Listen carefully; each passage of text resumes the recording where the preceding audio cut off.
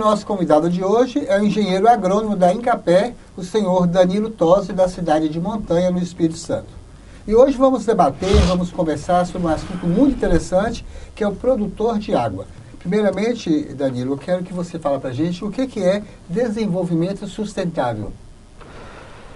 Desenvolvimento sustentável, ele parte do princípio em que você tem que considerar hoje, né, qualquer empresa, qualquer segmento, né, até a pessoa física, a questão do social, do ambiental e do econômico, né?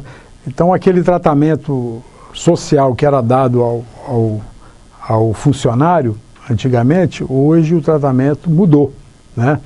Hoje você tem o peão, por exemplo, na roça. Já não existe mais esse tratamento do peão, né? Chega a ser até pejorativo. Hoje ele é o quê? O trabalhador rural, né? A empregada doméstica, hoje ela é a secretária doméstica. Então, quer dizer, houve uma mudança nessa questão do desenvolvimento sustentável, que seja do campo ou da cidade, no tratamento, principalmente na questão social. Tratamento com as pessoas. E de direitos também. E de direitos também, houve uma mudança muito grande. Então, toda empresa, todo segmento que leva em consideração essas três questões aí, social, o ambiental, né? Que não adianta você pensar só no econômico se você não leva em consideração principalmente a questão ambiental, que inclusive vai ser muito debatida aqui hoje na televisão Três Fronteiras, né? Juntamente com você, Datanha, e com todas as pessoas que forem participar junto com a gente também, fazendo perguntas e tal, né? Nós estamos aqui à disposição para responder. É um tema importante, né, Danilo? É um tema importante. Danilo, né? dando sequência, o que está acontecendo atualmente com a falta de água nas propriedades rurais? Daquela questão que está atrelada ao desenvolvimento sustentável, né? Você tem o direito de usar, né? Mas você tem que usar de tal maneira a não comprometer as gerações futuras.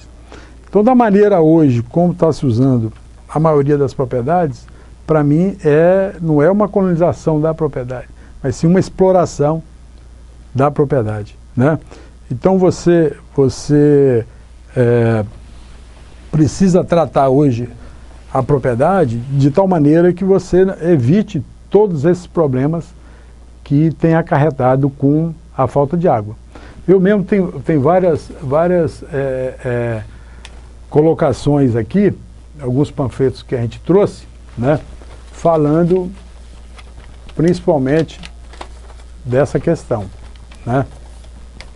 Então nós temos aqui, ó, falando da propriedade, no município de Joinville, por exemplo, né? Programa de Gestão Ambiental da Região dos Mananciais de Joinville.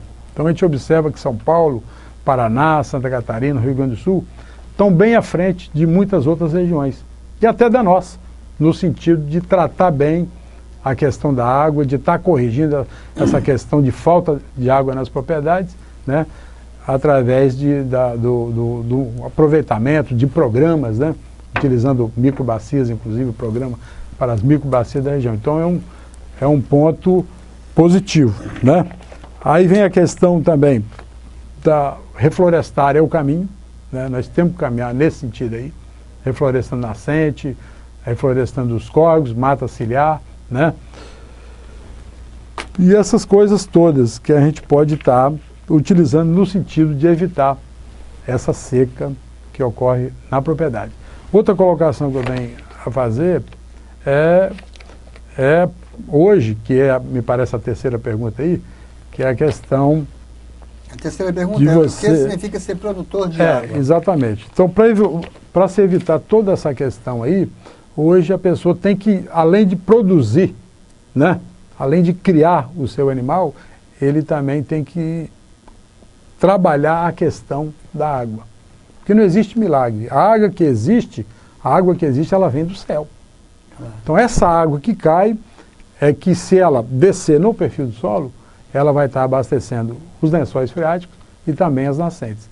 Hoje, né, a gente tem observado muito esse detalhe aí, hoje 80% da água bate no solo, escorre para o rio e vai para o mar. E apenas 20% está infiltrando. Então, nós temos que inverter essa situação aí. 80% tem que infiltrar no solo. Então a gente vai desenvolver técnicas para que isso ocorra.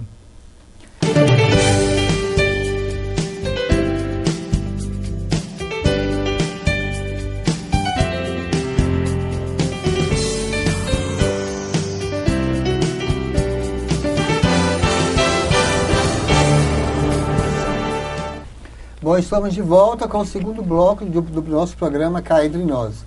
E o nosso convidado de hoje é o Dr. Danilo Tosi, que é engenheiro agrônomo da INCAPé. Bom, estamos falando sobre produtor de água. Como devemos produzir água, né? O que é ser um produtor de água? Lembrando que este programa é um oferecimento do Viver e Floricultura Verde e Flora. Bom, Danilo, quais são as técnicas empregadas nessas atividades de produção de água? Olha, nós temos várias técnicas, todas elas são simples e de custo barato, né? Nós podemos fazer aração em curva de nível, nós podemos plantar nossas culturas em curva de nível, né? Nós podemos fazer, em parceria com a prefeitura, a questão da adequação das estradas, né? A construção de caixas secas. Então são várias atividades que podem ser feitas na propriedade, que faz com que a pessoa consiga armazenar a sua água no solo, né? O maior armazém de água, muitas pessoas acham que é a própria represa que ele construiu, mas não, é o próprio solo, né, fazendo com que essa água infiltre. Então esse é um trabalho que vem também a ser complementado com a recuperação das nascentes, através do plantio de árvores, e também se plantando as matas ciliares ao redor dos córregos. Também são atividades que somam, né, como técnica no sentido de resolver esse problema da falta de água, principalmente no período de seca. Nós temos alguns produtores, inclusive do Espírito Santo, né, que já estão fazendo aniversário, como produtores de água, né? Então eles, inclusive, tem produtores que eles estão, já tem não sei se dá para mostrar, a televisão dá para mostrar, nós temos um cheque, né, que a pessoa recebeu por estar recuperando as suas florestas, plantando suas florestas. O governo do estado ainda paga por isso. O governo do estado do Espírito Santo já está pagando por ele ser um produtor de água, né, e está recuperando as suas nascentes. Então esse aqui recebeu um cheque, né? Esse casal está produzindo água na sua propriedade. Produzindo água na sua propriedade, conservando suas nascentes, sua mata ciliar e tal. Entendeu? Então isso é muito interessante. Nem todas as pessoas, né, Danilo, têm essa consciência, né, de estar armazenando, produzindo água, da importância que isso tem para o futuro, né? Para ele próprio, né, que já está sofrendo as consequências da falta de água na sua propriedade, como também para as gerações futuras. Danilo, tem uma participação aqui de Yolanda Carvalho, moradora aqui de Nanuque. Dona Yolanda, muito obrigado pela sua participação e também pela sua audiência. Ela pergunta, o que te levou a ser produtor de água, né? O que levou você a estar trabalhando com isso? Eu sou funcionário do INCAPé há 30 anos e a gente está vivendo numa região igual Montanha, né, Nanuque, Mucurici, Ponto Belo, que são os municípios que sofrem com a seca juntamente com o extremo norte, né, do estado do Espírito Santo, e o Vale do Jequitinhonha está envolvido também. Então a gente tem sentido esse problema, né, no dia a dia do nosso trabalho. Então fez com que eu começasse a armazenar muito material, né, e a dar palestras sobre esse assunto no sentido de conscientizar as pessoas, no sentido de parar de falar de seca, mas começar a falar nas soluções agora. E uma delas é a produção de água na propriedade. Quais são os órgãos e empresas que podem ajudar o produtor na elaboração deste projeto de recuperação na propriedade? Olha, todo o setor pode participar, né? A população em geral, as prefeituras, o governo do estado, o governo federal já vem participando, mas pode intensificar isso aí, né? Tornar essa questão de se produzir água nas propriedades como uma prioridade, né? Eu acho que é a única maneira encontrada para que resolva realmente esse problema da quantidade de água e também da qualidade de água. Porque ao se produzir água, ele também está desenvolvendo trabalhos e projetos na propriedade que também a água tenha mais qualidade, né? Por exemplo, você pega a Itália hoje, ela não tem o Código Florestal, Estados Unidos, não existe o Código Florestal nesse país. Mas se o produtor derramar um grão de barro lá dentro do rio, ele é multado. Então o próprio produtor daquela região tem consciência de que ele precisa fazer alguma coisa nesse sentido aí, né? E aqui nós temos que pegar essa mania aí, né? Temos que trabalhar essas questões aí, envolvendo todo mundo, envolvendo igreja, associação, sindicato, cooperativa, né? Eu acho que nós temos que fazer realmente o desenvolvimento sustentável. E o desenvolvimento sustentável nada melhor do que trabalhar o social e o ambiental juntamente com o econômico. Tem mais uma participação aqui, Danilo, que é Ademir Dias, né, morador aqui de Nanuque também. Se uma plantação de bananeiras às margens das nascentes ajuda a protegê-las? Olha, a gente não tem orientado muito a questão das bananeiras, né? Porque ela tem um período de vida útil curto, né? Depois que ela dá o cacho, ela praticamente ela se elimina por si só, né? Numa área de nascente, então ela vai jogar todo aquele material orgânico dentro da barragem ou da nascente ou qualquer coisa assim. Então a gente não tem orientado muito a questão da bananeira, não, né? A gente tem procurado... O que você recomenda, então? Fazer o plantio de outras árvores nativas, porque a bananeira não é nativa. Árvores nativas da região. Ela não é nativa do Brasil, né? Ela veio de fora. Então a gente tem orientado, tem que orientar nesse sentido de plantar árvore nativa. Aí temos várias, né? Tem o ingá, o jequitibá, a peroba, a aroeira, a pitanga, a jabuticaba. E muitas né? dessas mudas você tem lá no seu viveiro. A goiaba. Tem sim. Muitas dessas mudas você tem lá no seu viveiro. Né? É como se diz, é uma linha nossa econômica de Tem mais uma participação aqui. A Cleusa, moradora aqui de Nanuque, também da Avenida Mucuri, ela sabendo que você é um produtor, você acha que isso influencia e incentiva na valorização da natureza? Olha, com certeza, né? Tanto na valorização da natureza, como na questão econômica da propriedade também, né? Se você tem uma propriedade em que o solo está erodido, que tem vossorocas, erosão, né? E você substitui isso tudo por uma floresta, né? E através dessa floresta você vai ter uma nascente permanente de água, com certeza você está valorizando a natureza, está permitindo a vida inclusive de pássaros e animais e também economicamente você está valorizando a sua propriedade. E outra coisa mais, com floresta hoje, né, a pessoa ela faz o cadastro ambiental rural, que é uma obrigação de todo produtor fazer o cadastro ambiental rural, ele começa a receber por aquela conservação, né? Então no Espírito Santo já tem pessoas recebendo, né? Na região de São Paulo, Paraná, Santa Catarina já tem pessoas recebendo por isso, e eu acho que está na hora de nós também começarmos a trabalhar essa questão aí. Até que fica alguma coisa que você recebe por alguma coisa, você sempre tem muito que pagar, né? E tem redução de impostos também. Bom, para uma pessoa que refloresta aquele espaço ali, por exemplo, não paga ITR sobre aquele espaço, né? E no futuro, que é próximo, a pessoa vai ter mais acesso aos financiamentos para as suas culturas e pecuária e tal, se ele estiver fazendo o seu dever de casa no sentido da questão ambiental. Eu aguardo você logo após, daqui a pouquinho.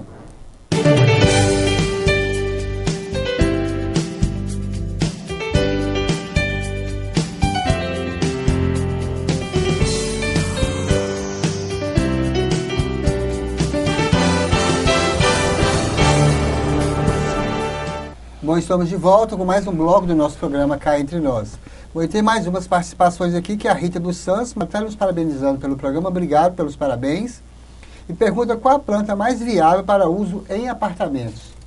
Olha, eu até coloquei aqui ao meu lado duas plantas que podem ser orientadas para interiores, né? Não só de apartamentos, como bancos e lugares públicos também, que seja no interior, em contato até com ar-condicionado, que elas vão muito bem, que é a Zamioculcas, né? E a Ráfia. São duas plantas maravilhosas. A Ráfia que parece esse coqueirinho, né? É uma palmeira, né? É uma palmeira, palmeira, né? Que a gente chama de palmeira Ráfia.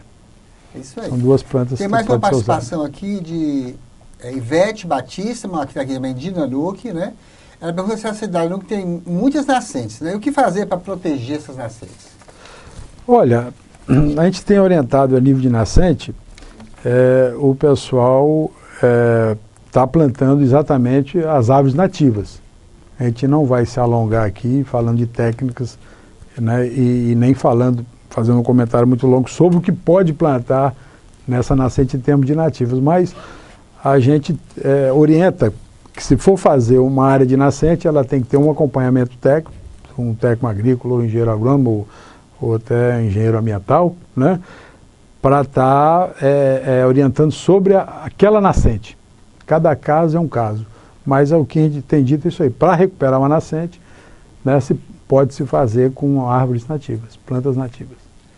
Tem mais uma participação aqui de Vânia Alves. Ela pergunta, qual é o tipo de terreno ideal para se fazer um poço artesiano? Tá. A gente tem até na região de montanha, no município de Montanha, a gente tem aberto, inclusive, vários poços, né, artesianos. Alguns dão seco, outros dão pouca água e outros também, né, tem dado uma vazão acima de 25 mil litros por hora, 50 mil litros por hora. Né? E não é a questão do terreno, mas sim da rocha. Existem dois tipos de rochas assim fundamentais no sentido de acúmulo de água. Tem aquela rocha que parece uma esfera, né, que a gente chama rocha compacta. Essa é um terreno, é um solo, é uma rocha que não interessa furar porque não vai achar água. Mas existem aquelas rochas sedimentares, que com o passar dos milhões de anos foi sedimentando uma sobre a outra, e nessa sedimentação sobrou espaços vazios, que a gente chama de fendas, que é onde a água que vem da chuva, né, que desce no terreno e vai parar nesses locais. Então, quando a pessoa fura nesses locais aí de fendas, ele geralmente encontra bastante água. Existe fenda seca também, mas normalmente nesses locais aí, nesse tipo de rocha, ele consegue encontrar água. Danilo, o que é bacia hidrográfica? A bacia hidrográfica, a gente pode dar vários exemplos para do que seja uma bacia hidrográfica. Aqui nós temos qual a bacia hidrográfica que passa dentro de Nanuque, por exemplo, é a bacia do rio Mucuri, né? Então a bacia hidrográfica ela compreende um rio, né, que é abastecido pelas nascentes e pelos seus afluentes, que são os pequenos córregos. Então essa formação do rio Mucuri é o que a gente chama de bacia hidrográfica, que é abastecida pelas nascentes e pelos pequenos córregos. Então, quando começa a secar essas nascentes nas propriedades e os pequenos córregos também, a gente observa que o volume de água da bacia hidrográfica do rio Mucuri começa a secar também. Então, a definição básica de bacia hidrográfica. Aí temos a bacia do Itaúnas, temos a bacia do Rio Doce no Espírito Santo, né, e outras mais, né, nesse Brasil afora aí. Né? Mas assim, como podemos melhorar a qualidade da água na bacia hidrográfica? Olha, São Paulo hoje ele faz um programa interessante, né, um programa de bacias hidrográficas. Então lá ele faz um trabalho com o município, o estado de São Paulo, com um determinado município, né, escolhe a bacia ou a microbacia que se pretende trabalhar. Há um envolvimento muito grande dos produtores, né, das associações, as famílias, a igreja, no sentido de debater o que é possível fazer naquela bacia hidrográfica, né? Aí vão se pensar aí no controle da erosão naquela bacia, vai se pensar em mata ciliar, vai se pensar em recuperação de nascente, né? A questão até das fossas sépticas, né, para devolver uma água de melhor qualidade ao rio. Então são várias práticas que se faz para melhorar a quantidade e a qualidade de água naquela bacia ou microbacia. Danilo, tem mais uma pergunta aqui para fazer para você. Como contribuir para que os rios não sequem? Isso é uma coisa muito importante, que chega uma época do ano que os rios vão secando, né? E como podemos estar dando nossa contribuição para que o rio não seca? A gente vem observando, né? É uma pergunta interessante, porque a escassez de água, conforme já fala esse documento aqui, ó, ela já afeta 1,1 bilhão de pessoas no mundo, né? Você está vendo aqui a quantidade de pessoas, né, que já são afetadas, né? Com escassez de água, né? Alguns poços que vamos ver aqui tem a propaganda. Alguns poços artesianos que vai se colocando também, muitas vezes não dá água, muitas vezes ele chega num determinado período, a vazão diminui, né? Isso tudo em função do lençol freático, né? E da quantidade de água que existe no perfil do solo. Então, quando eu comentei aquela questão dos 80% da chuva que cai está indo embora para o mar, nós temos que reverter esse quadro aí e fazer com que 80% infiltre. Porque é ele que vai manter o lençol freático funcionando, é ele que vai manter os poços funcionando, é ele que vai abastecer as nascentes, né? Em consequência vai abastecer os rios, né? E também as bacias hidrográficas. A gente tem observado que em função disso aí, né? E Montanha mesmo, por causa dessa questão de seca, já decretou o estado de emergência, né, em janeiro, fevereiro, e está na iminência de prorrogar esse estado de emergência ou de decretar outro, né? O jornal, inclusive, mostra essa questão desse estado de emergência. Então, a gente vê que a natureza pede socorro, né? Então, alguma coisa é muito bonita, a natureza pede socorro. Então, e ainda fala, de que lado dessa estrada você está, né? Então, a gente tem que começar a tomar posição, não ficar esperando só por governos, né? Nós temos que tomar a nossa atitude e a gente tem que pensar globalmente, mas agir localmente. O que nós podemos fazer? Claro. Né? Mas, Danilo, falamos sobre vários assuntos, mas tem uma pergunta aqui muito interessante, eu gostaria de perguntar para você. O uso da água tem prioridade em todo mundo. Pode-se usar à vontade? Olha, a questão da água, a gente vê que existem as prioridades. E a prioridade primeira é para uso humano. Aí, segundo, vem para a dessedentação de animais e, em terceiro, para as culturas, né? Então, por exemplo, se alguém pensa em fazer uma barragem, né, para irrigar uma lavoura, por exemplo, de café ou até um pastejo rotativo na pastagem, ele tem que fazer uma barragem de acordo com as normas técnicas, principalmente colocando o monge, para permitir que aquela água, se em caso houver seca, houver uma diminuição de água, ele tem a condição, através do monge, de manter o rio perene, né, continuando o seu volume de água para baixo. Vou dar um exemplo disso aí, no que aconteceu em São Gabriel da Palha, né? Os produtores estavam acima da cidade irrigando café, irrigando lavouras, irrigando pecuária, e a cidade começou a faltar água, né? O consumo humano, as pessoas estavam com necessidade de água. O promotor tomou uma decisão radical. Daquelas pessoas que não tinham monge, ele mandou a reta escavadeira rasgar a barragem, trancou no cadeado as bombas de irrigação para café e liberou água para o consumo humano.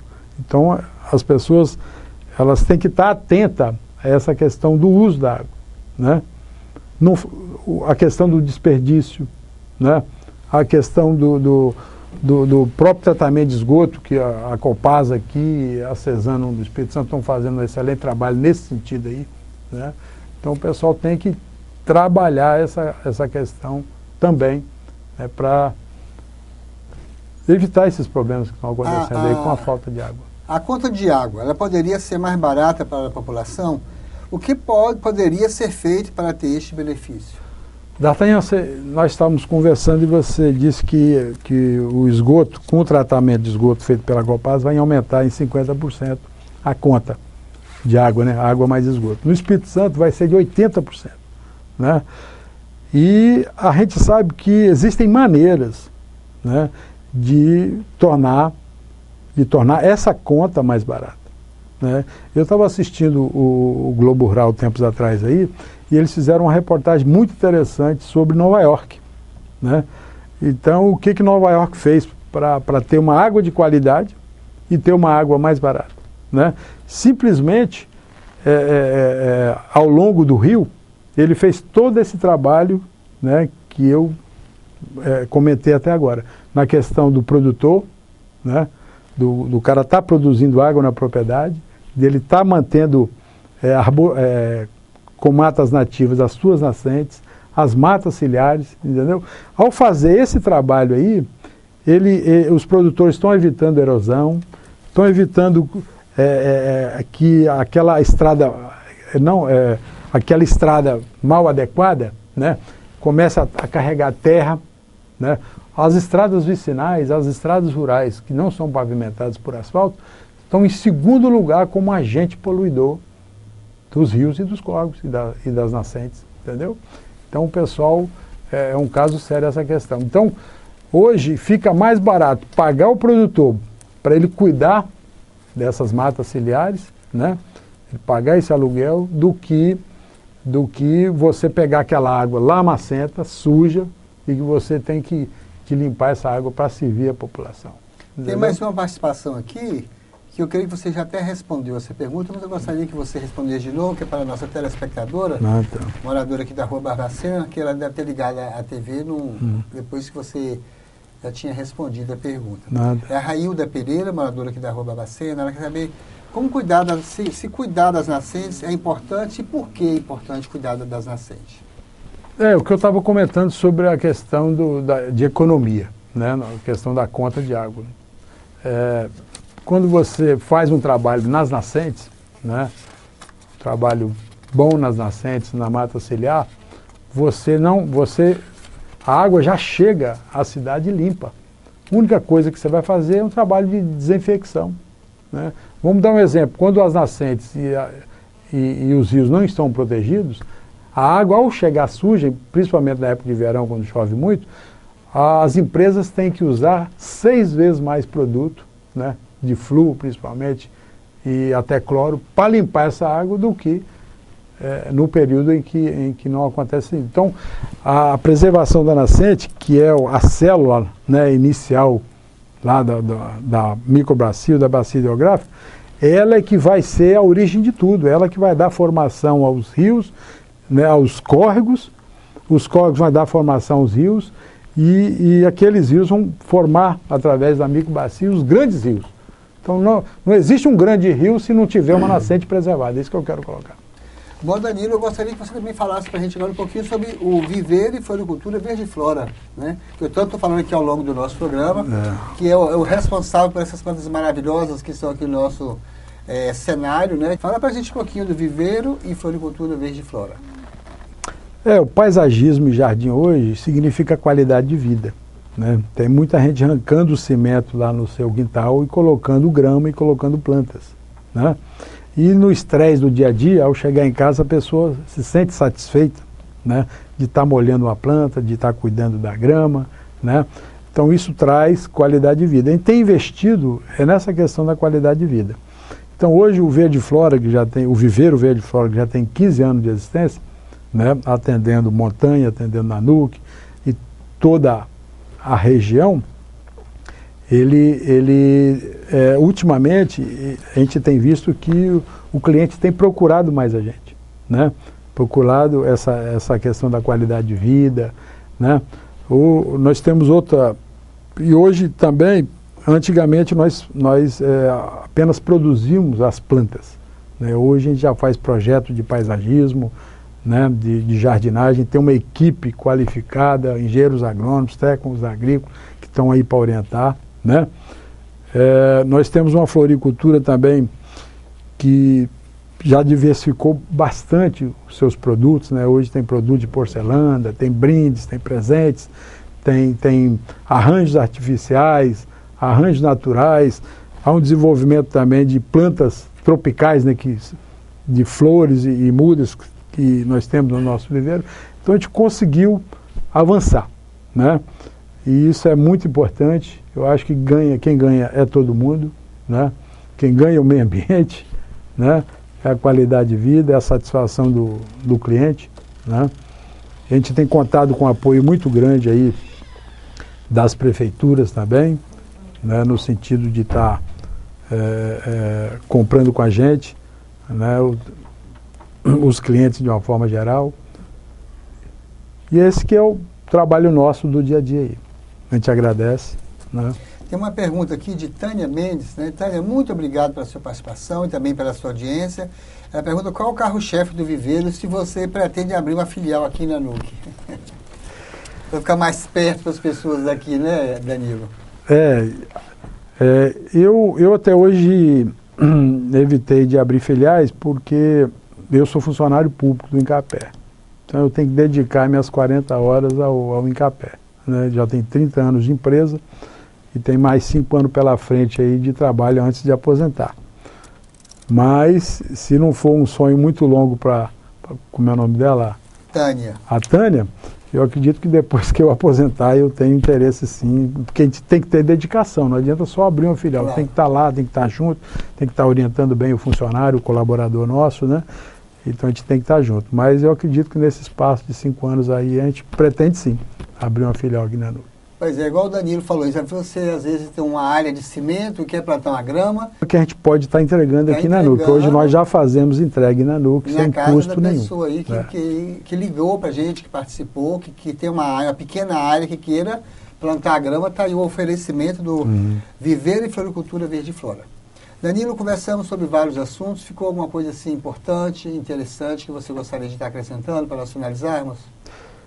Em primeiro lugar, eu gostaria de agradecer a Deus, né, por estar aqui, agradecer o convite da televisão Três Fronteiras, né, a você, D'Artagnan, o Damião também que está aí no seu trabalho, né, junto com a gente, né, agradecer a nossa equipe de funcionários, tanto da floricultura como do Viveiro Verde Flora, né, que a gente nunca está sozinho, tem que estar sempre acompanhado com pessoas, né, competentes que estejam fazendo um bom trabalho. Equipe, né, Danilo? Tudo é equipe, né?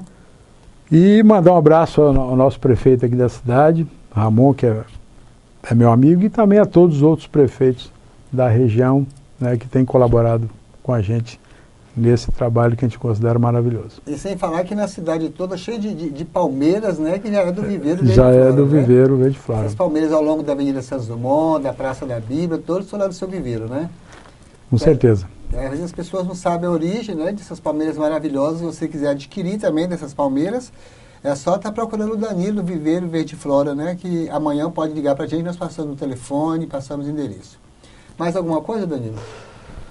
Não, está tranquilo. Muito obrigado a todos. Muito obrigado pela participação de todos vocês. Até a próxima semana com mais um convidado especial, com mais um programa Cá Entre Nós.